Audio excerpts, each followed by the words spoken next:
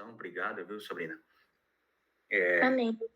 Então, na página 23, esse tratamento de Deus, ele manifesta a questão que é importante a gente perceber dos atributos de Deus, né? Então, esses atributos, então, só para a gente ter uma ideia, vou pegar aqui uma referência qualquer não, né? Um estudo simples, né? Que diz assim, ó, em algumas pessoas, por não compreender adequadamente os atributos de Deus, acabam cometendo erros gravíssimos na interpretação das Escrituras e fazem descrições do caráter de Deus que, no mínimo, afrontam o seu ser. Interpretação da relação entre justiça e o amor de Deus, onde as pessoas enfatizam de tal maneira o atributo do amor, que entende que o atributo da justiça está sujeito ao próprio amor, como se Deus fosse mais amor do que justiça. Essa compreensão equivocada geralmente resulta na heresia do universalismo, que no mínimo, numa noção muito equivocada da doutrina da salvação, onde o Deus soberano parece não ter autonomia. Sobre isso, a verdadeira doutrina bíblica é que Deus é todo amor e todo justiça. O fato de Deus providenciar o plano da redenção não o faz ser mais amor do que justiça. E o fato de ele punir eternamente o pecador, que não foi justificado pela obra de Cristo, não o faz injusto ou menos amoroso. Os atributos de Deus se complementam ao invés de se excluírem mutuamente. Então, depois eu vou encaminhar essa questão, esse breve estudo para os irmãos, para que a gente possa reforçar, sedimentar isso, né? Notem que a gente fala do amor de Deus, né? Por exemplo, uma coisa equivocada que a gente fala só parcialmente na Bíblia, ou nas igrejas. Vem como estás. Isso é uma verdade? Claro que é uma verdade. Mas a gente não pode parar nisso. Eu venho como está, mas eu não vou ficar desse jeito. Entende? A verdade do evangelho deve ter sido tão profunda, tão objetiva, que gera mudança nas pessoas. Então, aquela pessoa que se vestia de maneira impúdica passa a se vestir de maneira púdica. Então, aquela pessoa que tinha atos de desonra passa a ter atos de honra.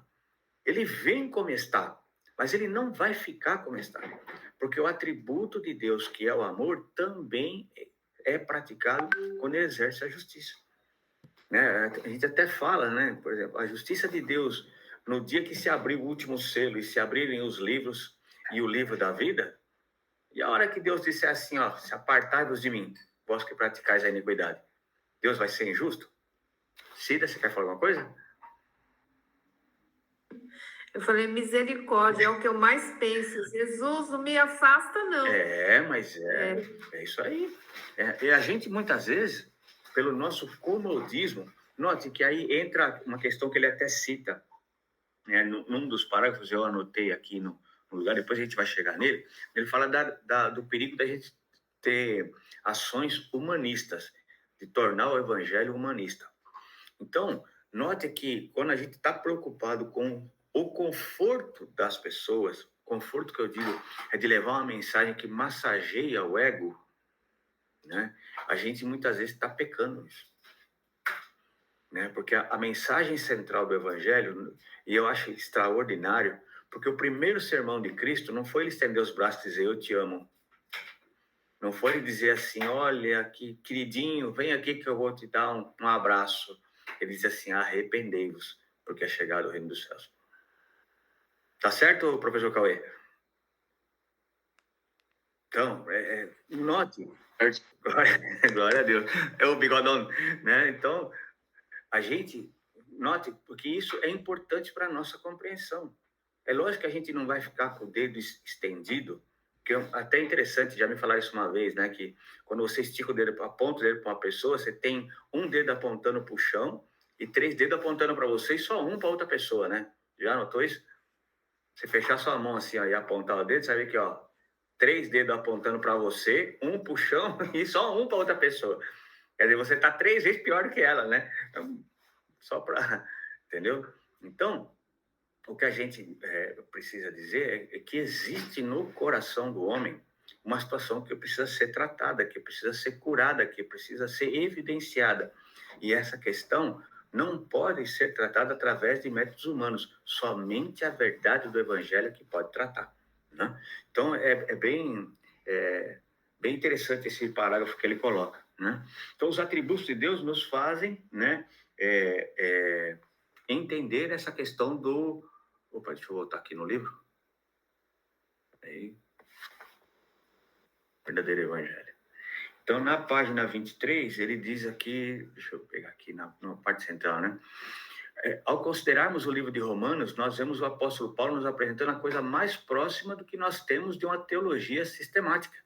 Ainda assim, ele toma os 3 primeiros capítulos e trabalha com toda a sua força num único objetivo: fazer os homens desistirem da sua esperança carnal, fechá-los dentro de uma cova, trancar as portas, remover às suas mentes qualquer alívio da carne, a fim de que eles clamem a Deus por misericórdia. Então, é interessante isso. E aqui eu acho até bem característico quando ele fala assim na teologia sistemática.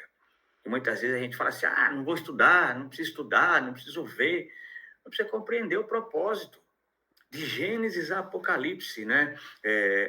A manifestação, a centralidade de Cristo está expressa na Bíblia, desde o momento da criação.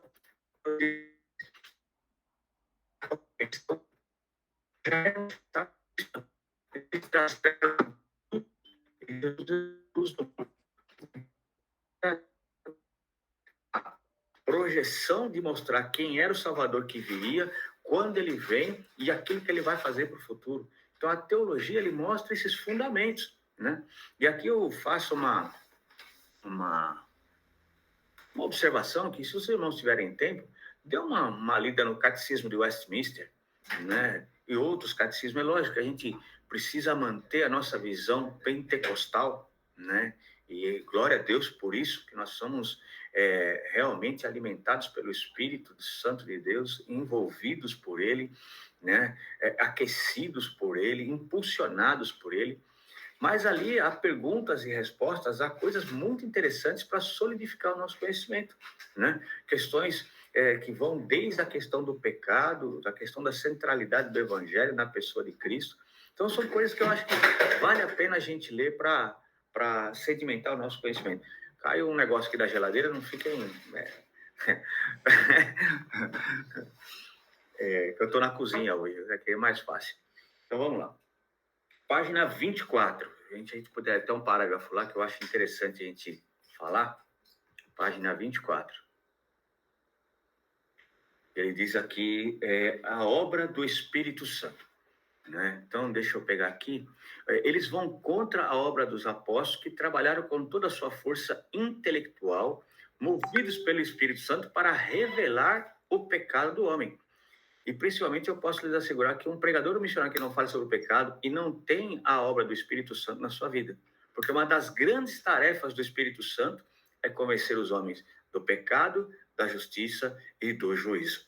Então, essa afirmação que ele faz, ela é muito violenta, porque dizer que muitas vezes essas pregações que a gente fala, onde não enfatiza o pecado, eu estou bloqueando a ação do Espírito Santo.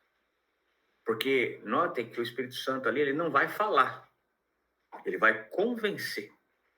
Então, para que haja o convencimento, ele precisa ser exposto. E é interessante essa analogia, né? Porque quem é que vai expor? É o pregador. Então, quando o pregador ele não se envolve com o Espírito Santo a ponto de ser utilizado para anunciar, né, questões referentes ao pecado, ao juízo e à justiça na pessoa de Jesus Cristo, então a gente comete muitas vezes uma questão que dificulta a ação do Espírito Santo. Dificulta no sentido, entre aspas, né, no sentido figurado, porque para Deus não é impossível. Mas se ele vem para convencer o homem do pecado, é preciso que seja anunciado para que o Espírito Santo faça o convencimento. Então, é importante a gente pensar nessa centralidade, né? Eu agora estou lendo a Bíblia da Fé Reformada. Eu comprei essa Bíblia tem alguns meses e estou lendo ela, já li o Novo Testamento. Mas ela é muito boa no sentido de mostrar Cristo em todos os segmentos. Todos os segmentos apontam para Cristo. Desde a questão do chamado, eu estou assim, admirado de ver o quanto eu estou aprendendo com essa Bíblia, no sentido de ver fundamentos da obra de Cristo em todo o Antigo Testamento, da Velha Aliança, né? Então, é importante que a gente tenha esse parágrafo na nossa mente e para manifestar objetivamente a questão da ação da justiça de Deus, para que o amor também dele seja manifesto. Então, o Espírito Santo convence, mas que haja o convencimento precisa ter a exposição. Os irmãos concordam? Alguém quer comentar alguma coisa? Amém. Então, vamos dar prosseguimento, né? Isso aqui, vamos voltar a frisar isso, que isso aqui eu acho que é importante a gente falar, né? No versículo 24, no versículo 24, na página 24, diz assim, ó: muitos questionam a Deus o porquê de o inferno ter duração infinita. Se nós temos uma vida limitada de pecados, a principal razão disso é essa: cada pecado que você comete é cometido contra um Deus infinitamente digno e bom. Logo, o seu pecado é de gravidade infinita. Os irmãos concordam com esse parágrafo? Veja que está bem dentro daquilo que a gente tinha comentado, né? Mas o que os irmãos acham desse parágrafo?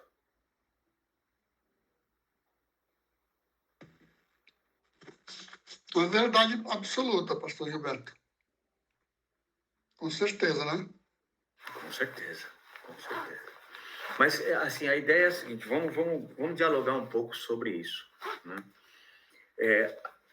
O que os irmãos compreendem disso? Porque, assim, a gente muitas vezes pensa numa situação em que algumas coisas a gente acha que são admissíveis ou passíveis por causa da natureza humana.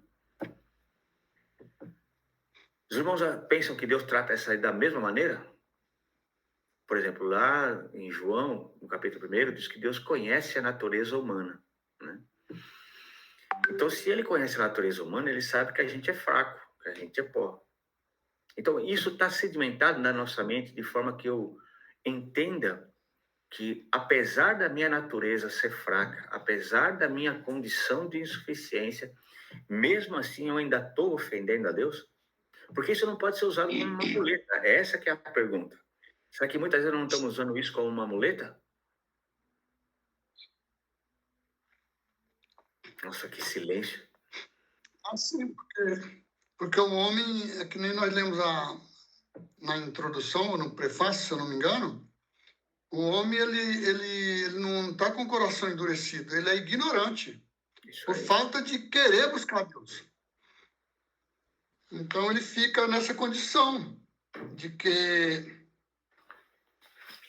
desse parágrafo que você acabou de ler aí, ó, que Deus infinitamente digno, bom, logo o nosso pecado é de gravidade infinita, né? Ele é infinitamente bom, ele dá a oportunidade de nós conhecermos, de sairmos da ignorância, e nós não queremos nos aprofundar nas águas profundas, nas profundezas de Deus, então nosso pecado vai se tornar de gravidade infinita. Verdade. No meu ponto de vista. Não, tá certo, é isso mesmo. É isso mesmo. Ele até cita aqui, né, na página 25, ele diz: como os puritanos costumavam dizer, nós não pecamos contra um pequeno líder de uma simples cidade, mas contra o Rei da Glória, aquele que está sentado no mais alto e sublime trono, né? Imagine isso por um momento. Deus está no dia a dia da criação dizendo aos planetas: se coloquem em determinada órbita no espaço, todos eles se curvam, dizem amém, ele obedece. Ele diz às estrelas que ocupem seus lugares no céu e sigam ao risco o seu decreto, e elas se curvam e lhe obedecem. Ele diz às montanhas que se ergam aos vales e afundem, eles se curvam e o adoram. Ele diz ao bravo mar: você virá até esse ponto, daqui não passará, e o mar o adora. Porém, quando Deus diz venha, você diz não. Olha que... Então, é uma situação onde a gente pensa se a gente realmente compreendeu essa extensão da santidade de Deus. Na página 26, ele diz, né, e é importante também a gente pensar nisso, porque ele está já começando a elucidar aquele parágrafo que a gente falou do Hitler. Ele diz que o homem não só comete pecado, e é isso que nos torna iguais. Não importa se eu tive bons hábitos, não importa se eu tive uma boa conduta, não importa o quão aprazível era a minha pessoa. A questão não é se eu cometi pecado, eu nasci em pecado. Essa que é a questão. Eu já nasci em ofensa a Deus. Eu já nasci com o meu DNA, entre aspas, né? Já com o pecado. Então, eu já nasci ofendendo a Deus. Então, é importante que a gente pense nisso, porque às vezes a gente fala assim, mas eu não... E a gente escuta isso muito, mas eu não mato, eu não roubo, eu não fumo, né? Aí até ele usa a questão das crianças lá, né? Então, a gente precisa entender que a gente já nasceu em pecado. E por nascer em pecado, eu preciso de um novo nascimento. E esse novo nascimento só em Cristo, né? É importante entender isso, porque a questão, né? Até Jesus Cristo disse que não se coloca vinho novo em odre velho, né? Como é que ele vai colocar o Espírito Santo numa velha criatura? Como é que ele vai colocar o Santo Espírito dele numa pessoa mundanizada? Então, isso é uma reflexão, porque, por exemplo, esses dias eu estava vendo uma questão de uma pregadora aí, que numa live dela tinha 11 mil pessoas, e ela falando lá que ia profetizar a bênção na vida das pessoas, e que cada uma dessas 11 mil pessoas tinha que fazer um voto de R$7 com ela, para ela poder fazer a profecia. Que espírito que é esse? Que espírito é esse? E as pessoas compram, por quê? Porque elas não estão entendendo a questão do pecado, não estão entendendo a questão do evangelho, elas estão achando que Deus é esse vovozinho, que eu paguei e eu tenho direito. Não, não tem direito não, porque nasceu em pecado, nós nascemos em pecado. Os caras pensam de qualquer maneira. Mas é isso mesmo. Eles querem assim, né? A gente até brinca numa questão trabalhista, a pessoa quer o bônus, mas não quer o ônus. Então, você tem que morrer para você mesmo e viver para Cristo, senão não tem acordo. Se eu dizimar, eu tenho direito à bênção. Você decreta, né? Você decreta. Não, é isso mesmo. É porque eu estou dando para Deus, Deus vai ter que dar para mim. Não tem. Não tem. Quando a gente pensa o apóstolo Paulo dizendo que ele ficava feliz, né, de passar por tribulações em nome de Cristo, que distante que nós estamos. A gente, às vezes, ora, não estou dizendo que é errado, isso é só um ponto de reflexão, né? O apóstolo Paulo diz assim, né? Teve grande gozo quando passares por várias tribulações. Se não me engano, acho que é o apóstolo Paulo que diz isso, né? Teve grande gozo quando passares por várias tribulações. A gente passa por uma tribulação, não quer largar o evangelho? Qualquer circunstânciazinha, eu não vou mais na igreja, não vou mais nisso, não quero, não vou mais falar com o pastor, não vou falar mais com o diácono, não vou falar mais com o obreiro, não vou falar mais, ninguém me ama. Irmão, o maior amor do mundo, Deus já te deu, você quer o que mais? O que mais a gente quer? Eu estou dizendo o quê? A gente, não estou falando no nosso grupo, estou dizendo a igreja contemporânea, né? Muita gente reclama de solidão. Eu sou sozinho. Não, você tem o Espírito Santo. Que companhia mais que é essa? E isso não só é um consolo, como é um alerta, tá? Né? Porque já que você tem o Espírito Santo todo dia, ele está junto com você no seu celular, ele está junto com você na sua televisão, ele está junto com você nas suas conversas, ele está junto com você nos seus relacionamentos. Então, né, isso é um consolo, mas é um alerta também, né? Então, a gente não pode esquecer de uma. Você não pode chegar para o Espírito Santo para na hora que você vai abrir o seu celular e dizer para ele, vira para o lado. Não olha a minha conversa, né? Então, é um consolo, mas é um alerta, né? Então, o homem não só, na página 26, ele diz, o homem não só comete pecado, mas ele é nascido em pecado. Deixa eu ver, tem um item que eu marquei aqui, na página 26, ele fala ele fala de um jovem repórter, ele diz assim, viu o Senhor que a maldade do homem se havia multiplicado na terra e era continuadamente mal todo desígnio do seu coração. Eu simplesmente li esse texto e ao pregar em uma universidade, um jovem repórter perguntou a mim, dizendo, eu não concordo com a sua interpretação. E eu lhe respondi, jovem, eu não interpretei o texto, eu apenas o li. E ainda assim, o jovem disse, bom, eu não concordo. Eu respondi, jovem, deixe-me dizer algo. Se eu pudesse expor agora mesmo o seu coração e cada pensamento que você já teve, desde o seu primeiro levantar até esse exato momento, não os seus feitos, mas somente os seus pensamentos, e o pudéssemos colocá-los num vídeo e exibir aqui, nesse auditório, você fugiria desse campo e nunca mais mostraria sua face aqui de novo. Porque você tem pensado coisas tão doentias e pervertidas que não poderia compartilhar sequer com um amigo mais próximo. E aí ele faz a chave desse parágrafo, está aqui. Na verdade, se o seu amigo mais próximo conhecesse algum dos seus pensamentos que você teve a respeito dele, ele não seria mais seu amigo. E o motivo pelo qual eu tenho certeza disso é porque, não é porque sou um profeta, mas porque isso é o que a Escritura diz, e porque eu também sou um homem como você. Então, eu queria só que a gente refletisse um pouco nesse parágrafo que ele diz assim, na verdade, se o seu amigo mais próximo conhecesse algum dos seus pensamentos que você teve a respeito dele, ele não seria mais seu amigo. Será que isso não se aplica para a gente, não?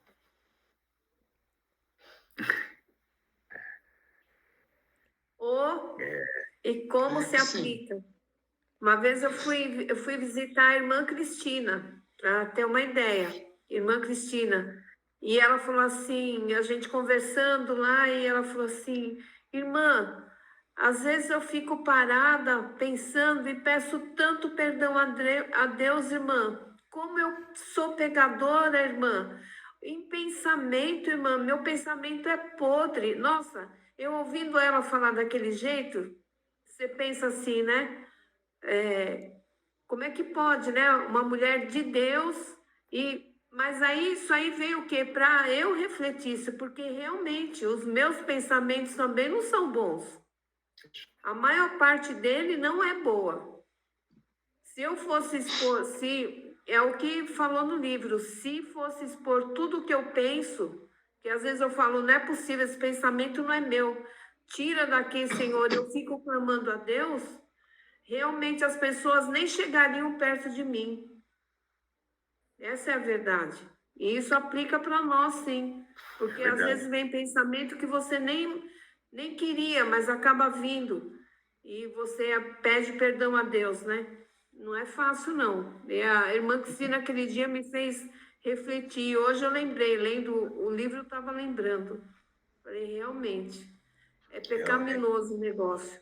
Não, é. E isso, muitas vezes, é uma questão que a gente não reflete, Mancida. Você está coberta de razão. A gente não reflete. Eu acredito que isso é um pouco reflexo da nossa própria maneira de viver hoje, né? Que é muito corrida, muito atribulada. Você faz tudo no automático. Esses dias minha esposa tá lá com a Sara e eu estou fazendo as coisas aqui, né? Então, aí você põe uma coisa, faz outra coisa, faz isso. E, cara, quando você vê, passou a mistura do ponto, aí alguma coisa queimou, e você vai lá e fala, poxa, em vez de eu fazer uma coisa cada vez, quer fazer 4, 5 coisas ao mesmo tempo. Então, muitas vezes a gente, por exemplo, estou dando esse exemplo banal, mas, por exemplo, no nosso devocional, a gente acha que porque a gente para 15, 20 minutos, estou falando um exemplo, tá? Para 15 minutos para ler a Bíblia, tá tudo certo. E não tá. Muito pelo contrário. Eu estou banalizando aquilo que deveria ser algo transformador. Porque se a gente pensar como deveria ser um devocional, estou colocando de modo geral, eu deveria orar antes, um bom tempo antes, fazer a leitura bíblica, pegar essa leitura, fazer a aplicação na minha vida, depois estudar aquilo para ver qual é a abrangência, o contexto histórico, o contexto... Depois orar de novo, pedir perdão pelas coisas que teve, e depois orar para ver como é que eu posso comunicar isso para outra pessoa. Isso deveria ser um devocional com Deus. Agora, qual de nós faz isso?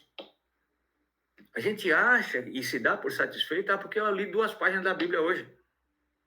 Mas qual foi a aplicação dessas 2 páginas? Qual a verdade que aquilo trouxe para você? Muitas vezes a gente não faz.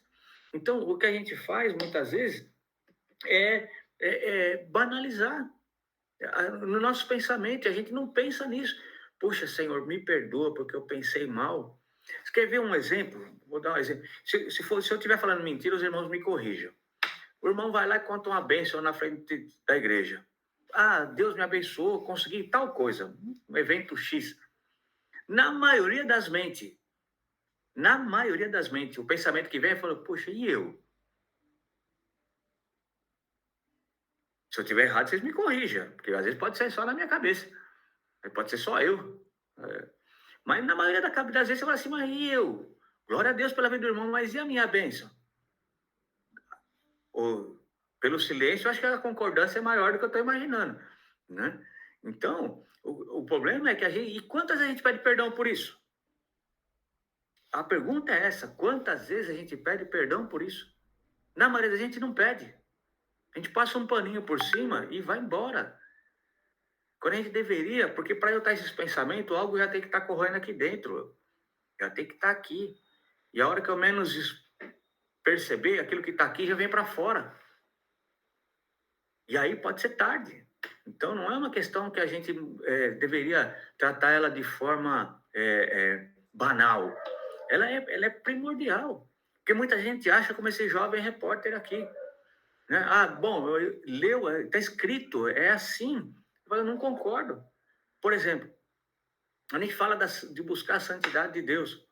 Não é uma questão da gente estar num altar, é questão de ser separado. Né? O Santo dos Santos era só num evento que tinha só Cristo permitiu que a gente pudesse adentrar no Santo dos Santos. Então é um privilégio. Então buscar a santidade significa que eu vou estar separado das coisas desse mundo para estar no átrio interior, no Santo dos Santos, com Cristo. Será que a gente tem buscado essa santidade? E a pessoa fala, mas eu não concordo. Ah, eu vou fazer isso, vou fazer aquilo. Pode falar, Caio. Sou eu. Pode falar.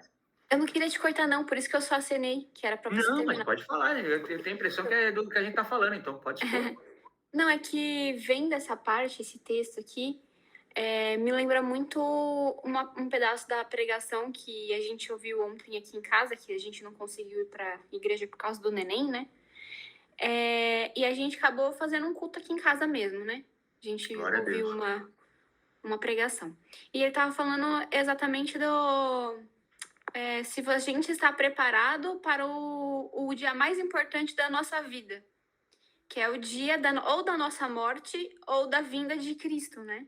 Amém. E aí ele fala, né? E ele é um pastor, assim, homem de Deus, e ele fala assim, né? Que ele cita uma frase que eu fiquei com essa frase no meu coração, na minha mente, pensando hoje, né? Quem que é a pessoa que pode dizer que é digna do céu? E quem que é a pessoa que pode dizer que não é merecedora do inferno, né? Aí ele faz o exemplo para a vida dele, né? Ele fala, se chegar aquele grande dia e Cristo, ele chegar para mim e falar, sinto muito, né? Não te conheço, ou me mandar pro inferno. Ele não lembra as palavras, né? Mas tipo assim, me mandar pro inferno, quem sou eu para ir contra aquilo que Deus falou, né?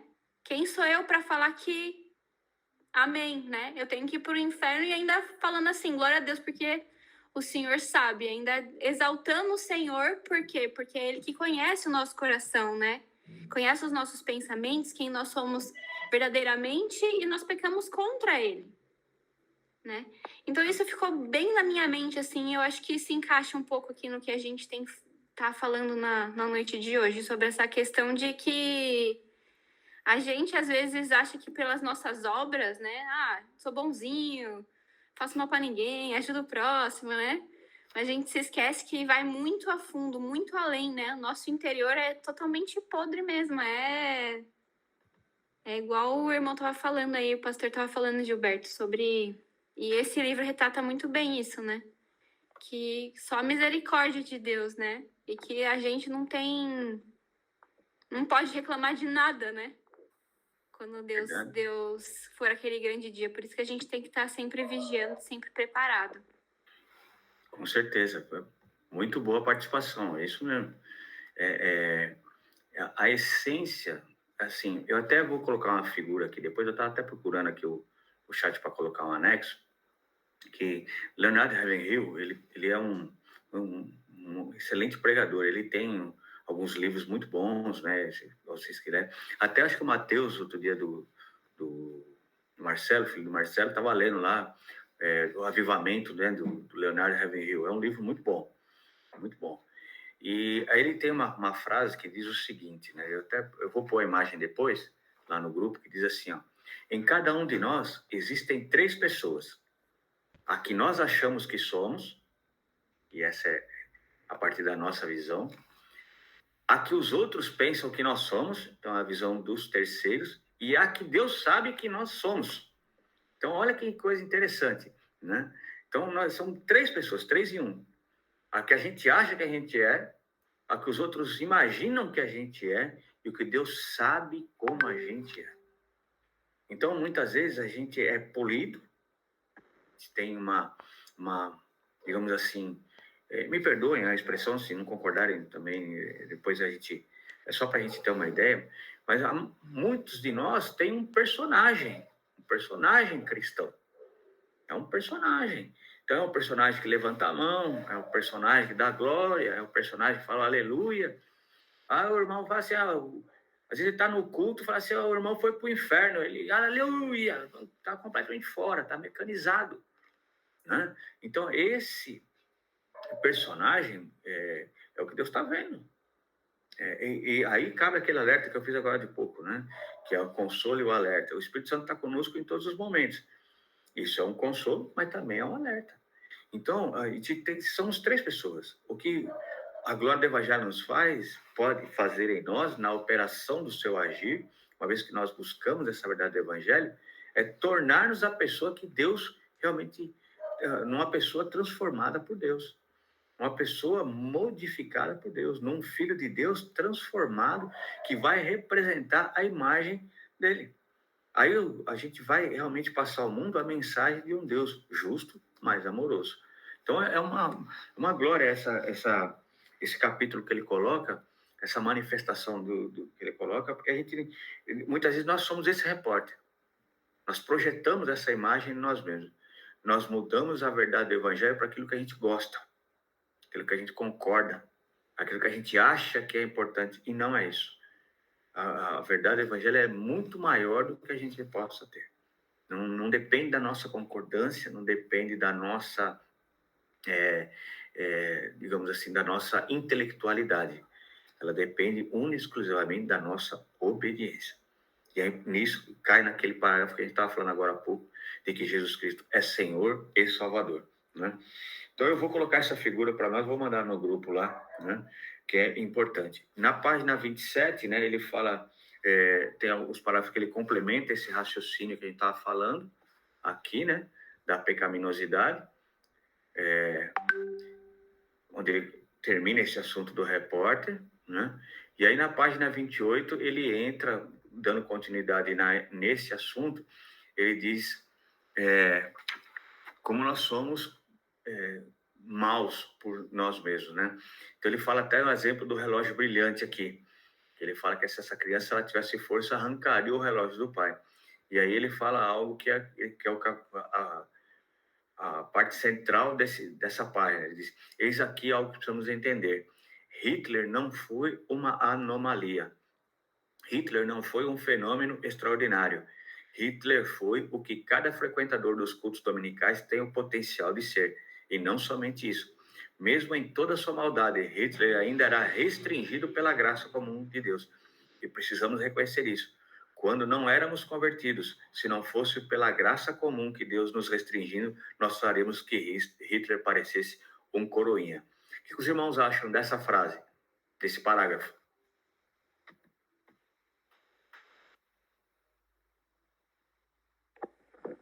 Eu acho verdadeiro. Outro dia lá na igreja, o pessoal estava fazendo uma pergunta, falou assim, só os crentes vão saber responder. Quem que é a pior pessoa que você conhece?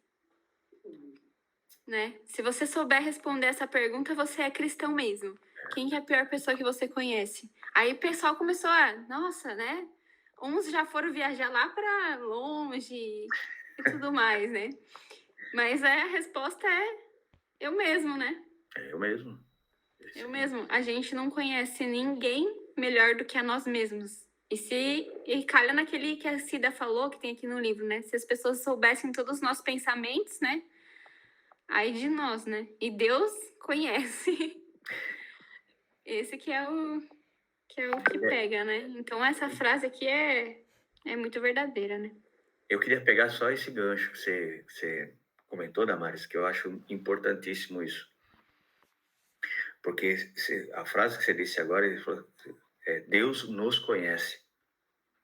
E na maioria dos casos, isso não nos traz nenhum espanto, nenhum pavor, nenhum tremor, nenhuma mudança. Isso isso realmente me preocupa. Eu estou falando a partir de mim, tá? Não estou falando de ninguém.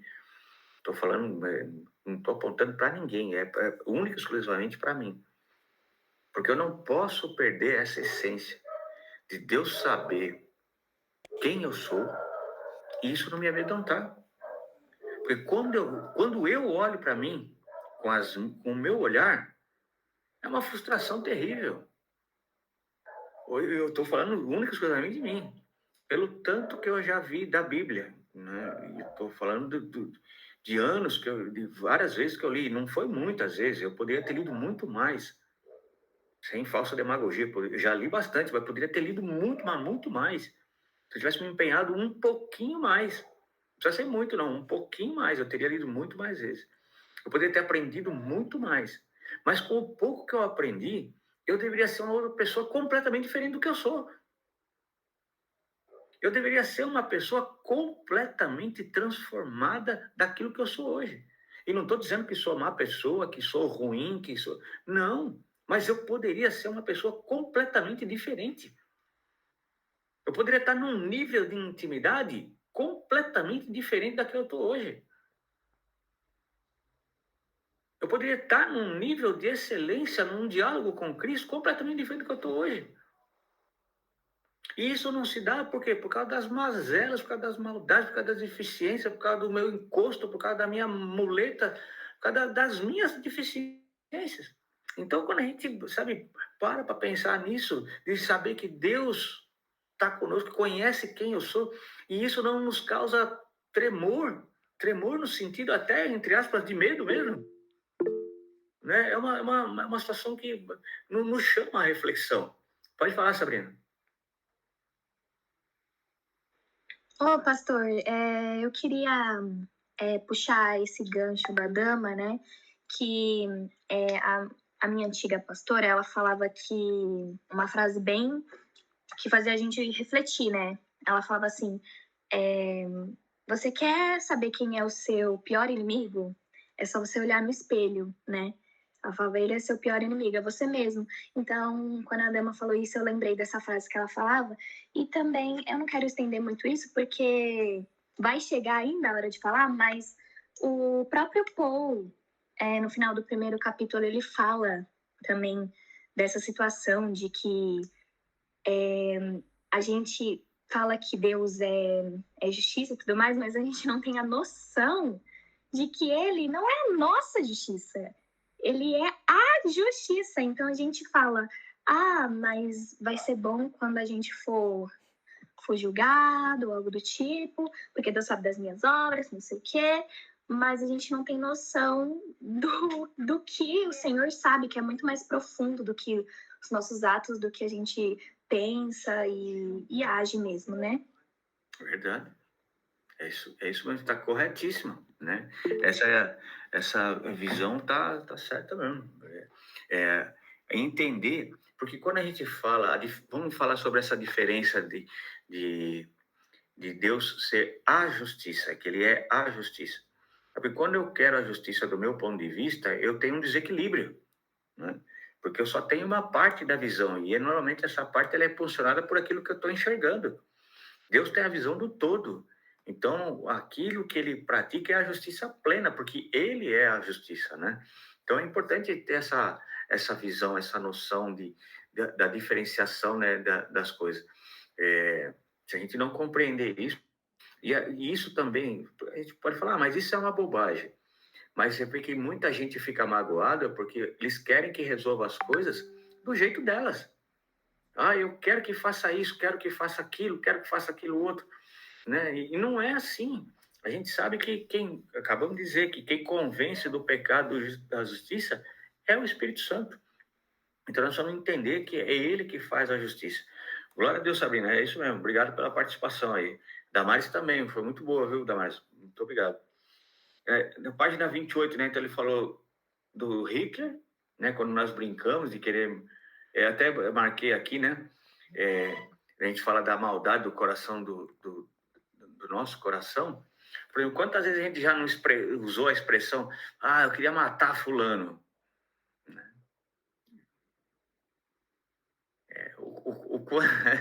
O quanto tem qual que é essa extensão de matar que a gente está dizendo, né? A gente fala, não, mas isso aí é uma figura de linguagem, é uma figura de linguagem.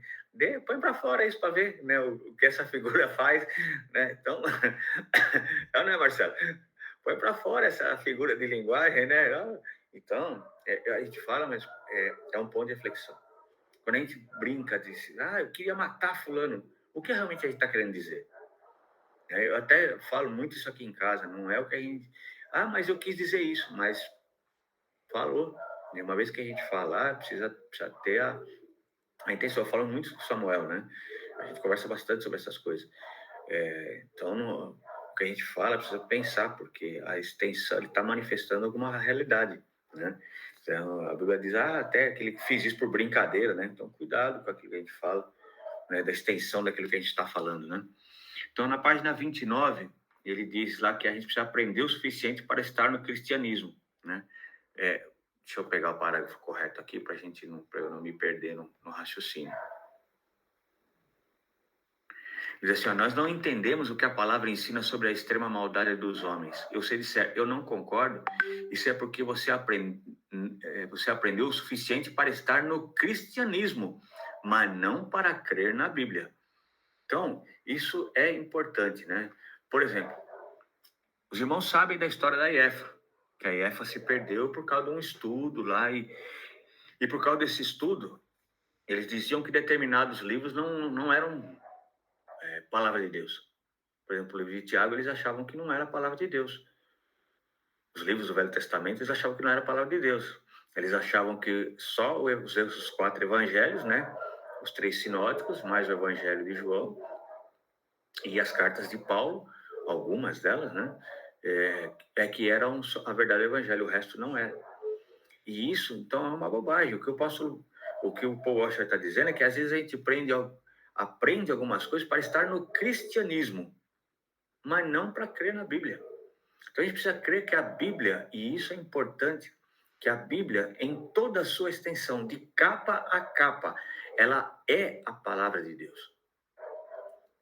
É uma palavra que é suficientemente poderosa para discernir as intenções do coração. E eu já disse outro dia num sermão, a palavra, essa intenção, é representar os valores, críticos. Então, a palavra de Deus, ela é eficaz para tocar no mais profundo do nosso ser, para dividir as juntas e as medulas, para que a gente possa expor aquilo que está dentro de nós. A função da espada chegar na junta, na medula, é para expor o que está dentro. Não é para mudar a carcaça. A carcaça, ela muda depois.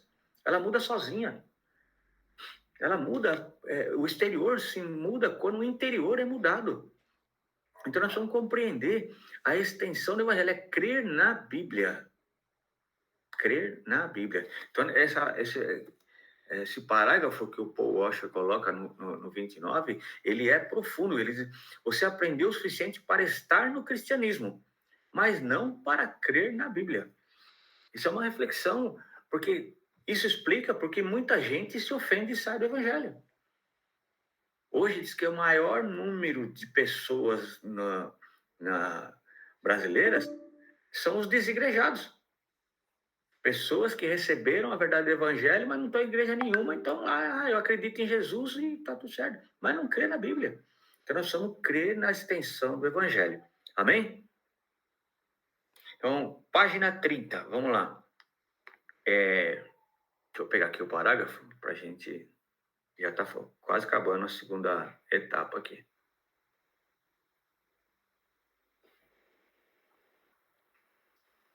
Ele fala assim, No entanto, o que amávamos era uma imagem de Deus criada por nossa própria mente. E isso era o que amávamos, de tal modo que se alguém apontasse o Deus da palavra, nós rapidamente ficaríamos irados, dizendo, eu nunca poderei amar um Deus como esse. Já perdi as contas de quantas vezes bons membros de igreja me disseram que amaram Deus por toda a vida. E depois de eu sentar com eles apenas por 30 minutos e expor na palavra, algumas crenças cristãs históricas sobre Deus, eles diziam assustados, esse não é o meu Deus. E eu tinha que responder, claro que não, mas é o Deus da palavra. E aí ele continua, usando o profeta Isaías, fala que nós somos como trapo de imundícia e entra naquela questão do leproso que a gente comentou. Então, é um outro ponto que a gente precisa refletir bastante para que Deus que a gente conhece? Que Deus que a gente conhece? Será que a gente conhece o Deus que dá carro, o Deus que dá casa, o Deus que arruma namorado,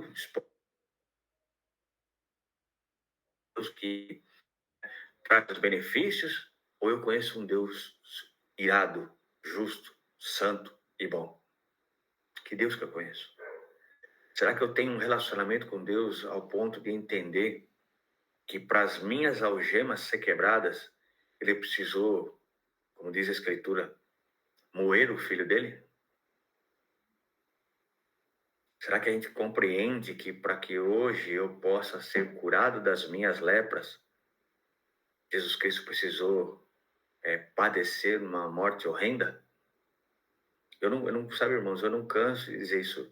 Só da gente pensar na cruz de espinhos, na coroa de espinhos, me perdoem. Eu li uma vez, e eu não posso dizer que isso é real, mas a leitura me impactou tanto que eu nunca mais esqueci que, segundo alguns historiadores, a trama que fizeram da coroa de espinhos, que depois bateram com a cana na cabeça de Jesus Cristo, cada espinho tinha em média de 15 centímetros.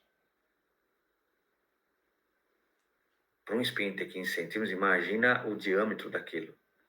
Aí fizeram aquela coroa, colocaram sobre a cabeça dele, não contente, bateram com uma cana para aquilo perfurar, né, toda a sua cabeça. Isso falando só da coroa. As pontas do chicote a gente vê nos filmes, né, aquele chicote batendo, mas eles tinham pedaços de osso nas pontas, que aquilo batia como se fosse um gancho. Então ele batia na carne e entrava, então ele tinha que fazer força, puxando assim, ó, arrancava lascas de carne das costas dele. Tudo isso por causa de mim. Eu fico pensando, será que vale a pena? Tudo isso por causa de um ser miserável como eu? E eu estou falando de mim. Olha que eu estou frisando exatamente a minha pessoa. Então, sabe, a compreensão de que a gente tem muitas vezes de Deus torna a dizer que ele é amor, com certeza ele é amor, mas ele também é justo. É um Deus que manifestou a sua ira através do Filho dele. Então, é importante entender essa extensão porque não, jamais nós vamos glorificar a Deus com a glória que lhe é devida, se nós tivermos uma imagem errada de quem Deus é. E aí, quando ele não fizer algo que a gente quer que ele faça, nós vamos nos ofender. Então, a gente precisa saber que ele é Senhor e Salvador. E por ele ser Senhor e Salvador, ele tem total primazia. Ele sabe o que é bom, ele tem o direito de fazer, de acontecer, ele pode todas as coisas. É importante a gente ter esse pensamento, né? No parágrafo 32, e aí ele vem com na página 31 ele faz aquela figura, né, do leproso com a seda, que eu acho que é muito lindo aquilo lá, é importante a gente gravar essa mensagem. Mas na página 32, ele tem uma observação que eu acho interessantíssima. Deixa eu posicionar aqui para a gente ler. Página 32.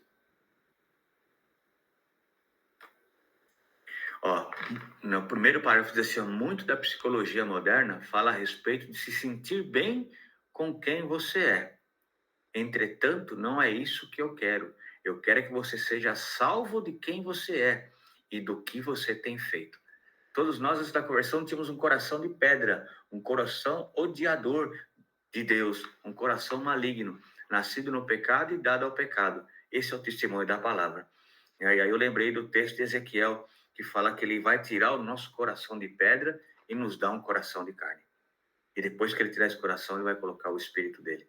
Então, que nós possamos realmente nos entender que Deus, a salvação começa Deus nos salvando de quem nós éramos, do que nós fazíamos, e nos dando a possibilidade de viver uma nova vida e uma vida cheia de abundância, né? Na página 30, 31, né, ele fala da nossa real condição, em muitos casos, né, um leproso com vestes de seda. Na 32, ele fala ser salvo de quem você é. E na página 33, ele entra num reto padrão. E aqui é que é a chave desse capítulo, que eu acho, né? Quer ver? Deixa eu achar o texto aqui. Página 33, o reto padrão. Em outras palavras, você está pervertido. O padrão é a natureza de Deus e além de Deus. O problema é que a Bíblia diz que ninguém, absolutamente ninguém, jamais pode se conformar com o padrão da santa natureza de Deus e ao padrão da santidade de Deus. Todos nós nos tornamos distorcidos e deslocados. Paulo continua dizendo que não há quem entenda, não há quem busque a Deus. Se você alguma vez realmente buscou a Deus, é porque apenas ele o buscou primeiro. Então, isso aqui é uma reflexão poderosa para a gente gravar mesmo em letras de ferro no nosso coração. O padrão é Deus. O padrão não é o homem. O padrão não é a doutrina. O padrão não é a placa. O padrão é Deus. E nós, pelo esforço próprio, não podemos nos conformar com esse padrão. Conformar não é no sentido de passividade, é no sentido de tornar-se semelhante, de ter a mesma dimensão, de ter a mesma imagem. Conformar é tentar se tornar igual. Então, nós não conseguimos, porque isso é uma ação impossível. Então, nós vamos nos colocar na presença do Espírito Santo para que esse padrão seja imbuído em nós. Porque uma vez que esse padrão estiver dentro de nós, o que vai ser afetado é o meu querer, o meu sentir, o meu pensar, o meu agir, o meu falar. Tudo vai ser conforme o padrão.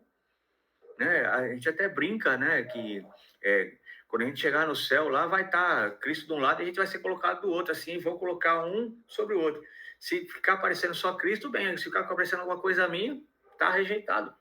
Né? Lógico que isso é uma ilustração, uma figura, não há nada de teológico nisso, é só uma questão meramente do pensamento, mas a verdade é que Cristo é o padrão. E uma vez que ele é o padrão, o quanto nós temos desse padrão? É só para a gente imaginar. Os irmãos sabem que o padrão é uma coisa que você coloca para medir outra. Né? Então, se você, por exemplo, pega uma peça, por exemplo, a capinha do celular, okay. Eu tenho um padrão que ela precisa ter. Se essa capinha não tiver com esse furo, ela é rejeitada, porque está fora do padrão. Então, o quanto de nós está no padrão de Cristo? Essa é a pergunta. Quanto de nós está em Cristo? Está no padrão de Cristo? E lógico que não quero que ninguém responda, mas que a gente precisa guardar. Pensarmos, né, avaliarmos, termos essa métrica dentro do nosso coração, quanto nós estamos no padrão de Cristo. Quanto nós estamos permitindo que o Espírito Santo nos amolde a esse padrão. O quanto nós estamos permitindo que Deus transforme as nossas vontades para estarmos nesse padrão. O quanto Deus quanto nós temos nos entregue na mão do Espírito Santo para que os nossos sentidos estejam nesse padrão. Isso é uma reflexão profunda que a gente precisa fazer. Profundíssima mesmo. Né? Aliás, várias coisas que a gente tem falado aqui, né? Na página 35, ele tem um parágrafo também que eu acho importante da gente salientar, né? Deixa eu pegar aqui. Todos pecaram e carecem da glória de Deus. Romanos 3, 23. É muito comum tornar-nos esses versículos e tornar-nos tão humanistas. O que significa carecem da glória de Deus? Alguns dirão que Deus tem um maravilhoso plano para todos nós. Ele investiu tanto para nos ver cheios de glória, mas apesar desse grande plano, nenhum de nós o alcançou. Eu não acredito que esse seja o sentido primário do texto. Quando Paulo diz que nós carecemos da glória de Deus, eu penso que essa frase deveria ser interpretada no contexto do primeiro capítulo de Romanos, ao qual está escrito: portanto, tendo conhecimento de Deus, não glorificaram como Deus, nem lhe deram graças. Então,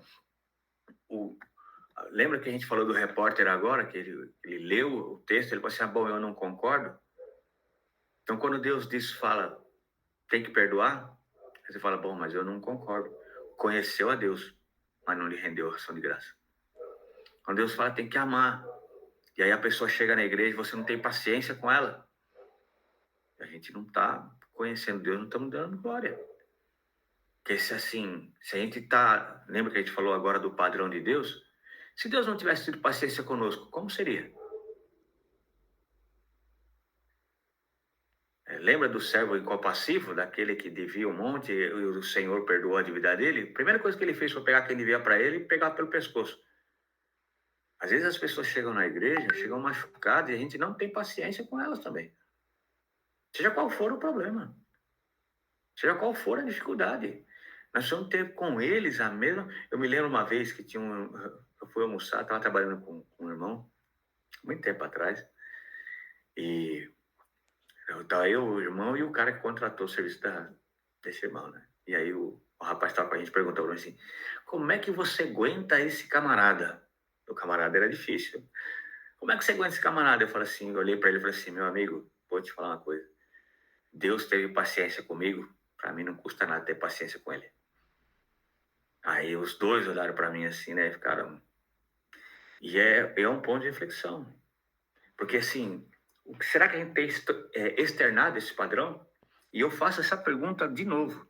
Se Deus não tivesse tido paciência, a partir do meu ponto de vista comigo, né? Por que eu não tenho paciência com os outros? Qual é o padrão que eu estou mostrando? Será que eu quero que aquele que chegou agora já tenha obras que nunca ouviu falar de perdão, da graça, do evangelho? Ou mesmo se ouviu, tem uma visão distorcida? Será que eu quero que ele manifeste a mesma obra que eu, que estou 30 anos na igreja? Será que eu tenho tido paciência? Ou será que eu tenho levado ele para a ignorância? Será que eu tenho mostrado um caminho mais excelente? Então, eu estou chamando a gente à reflexão, cada um dentro da sua própria mente, cada um dentro do seu próprio coração, né? Para que a gente possa sedimentar isso, porque é importante a gente entender, né? E não tornar humanista qualquer passagem, né? O centro de todas as coisas é Deus, o padrão é Deus. Então eu não posso tornar humanista, porque uma vez que eu torno humanista, eu estou sempre me utilizando das pretensas muletas. Eu não posso, não consigo, para mim não dá. A partir do nosso Deus, tudo é possível. Tudo é possível aquele que crê. Amém? Na página 36, ele fala assim: qual é o centro das nossas vontades? Né? Eu, logo no comecinho do parágrafo, página 36.